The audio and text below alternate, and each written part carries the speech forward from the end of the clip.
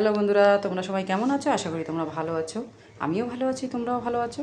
তো দেখো, আজকে আমি কিছু বাটিতে আমি আলু কেটে নিয়েছি। এই দেখো, তো দেখো একটা আলু বড় 4 ফালি করে নিয়ে নিয়েছি। তো আজকে আমি আলু কিভাবে রান্না করব তো তোমাদের দেখাবো। তার সাথে দেখো কাজু নিয়ে নিয়েছি, কিশমিশ নিয়ে নিয়েছি, আর চীনাবাদাম অল্প করে নিয়ে নিয়েছি। তার সাথে দেখো আর কি নিয়ে নিয়েছি, এই দেখো চালমগজ, জিরে, সামান্য একটু আদা আর কাঁচা লঙ্কা, সব অল্প অল্প নিয়েছি। অল্প অল্প মশলা দিয়েই আজকে আমি কাশ্মীরি আলুর দম করব। তো কাশ্মীরি আলুর দম খেতে খুব সুন্দর, তোমরা প্রথম থেকে লাস্ট তক রেসিপিটা দেখো। তো দেখো কড়াই বসিয়ে দিয়েছি, কড়াইতে জলও দিয়ে দিয়েছি।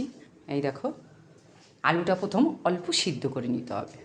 যদি আলুটা অল্প করে সিদ্ধ করে নাও, ধরার আগেই মোমের মতন গলে যাবে, তো খেতেও খুব টেস্টি হবে।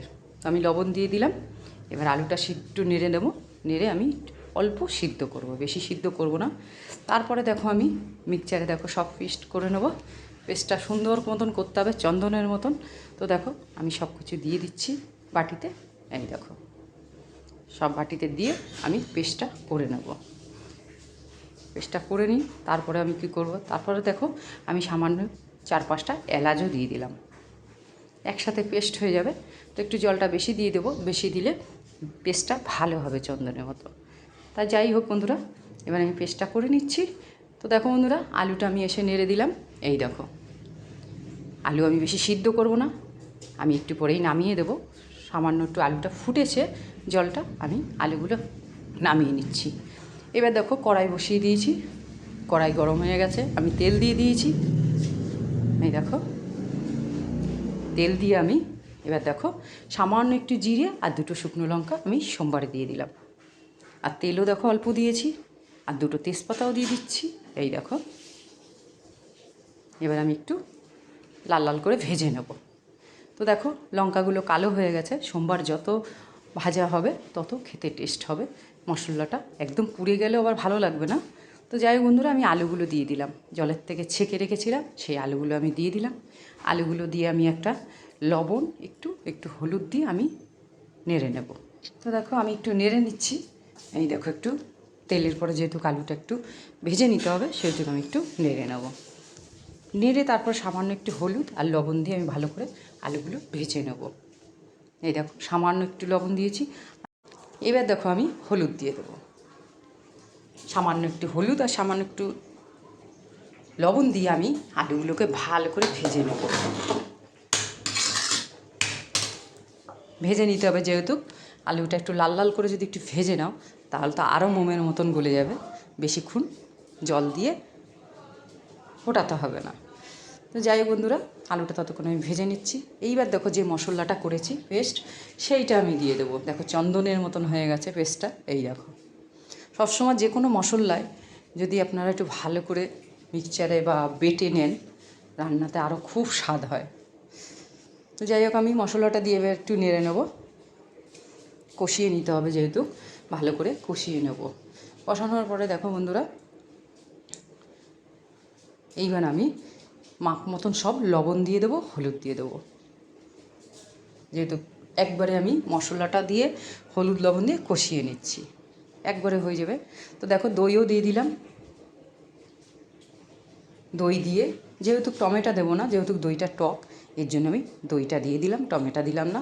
আমি 1 চামচ মিষ্টি সস দিয়ে দেবো। এই দেখো 1 চামচ মিষ্টি সস দিয়ে দিলাম। এবার আমি একটু ভালো করে নেড়ে নেব। আর যেহেতু বাদাম চালমগজ দিয়ে করেছি, সেহেতু জলটা তাড়াতাড়ি টেনে যায়। এই দেখো পুরো একদম জলটা টেনে নিয়েছে মশলার। এই দেখো, এবার আমি দেখো বাটিতে মশলা ছিল, সেই মশলার জলটা আমি দিয়ে দিলাম। এবার এইটা দিয়ে আমি ভালো করে কষিয়ে নেবো। আগে যত যে কোনো সবজি বা যে কোনো জিনিস ভালো করে যদি আপনারা কষিয়ে নেন, খেতে খুব টেস্টি হয় আর খুব সুন্দরও লাগে। তো বন্ধুরা, রোজ দিনই তো একটা করে রেসিপি দিচ্ছি।